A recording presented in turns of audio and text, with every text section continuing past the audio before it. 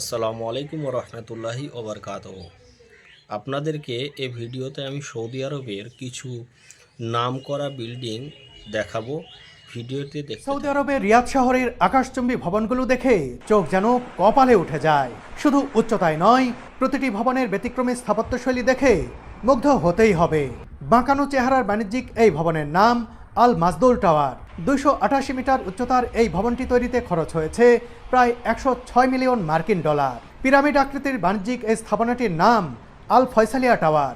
267 metre উচ্চতার এই ভবনটির নামকরণ করা হয় বাদশাহ ফয়সাল বিন আব্দুল আজিজের নামে। আকাশচুম্বী এই ভবনটির নাম বুর্জ রাফাল। 307 মিটার উচ্চতার এই স্থাপনাটি সৌদি আরবের সবচেয়ে উঁচু আবাসিক ভবন। এটি রিয়াদের কিংডম টাওয়ার। 267 মিটার উচ্চতার আইকনিক এই টাওয়ারটি সৌদি আরবের সবচেয়ে উঁচু টাওয়ার ছিল একসময়।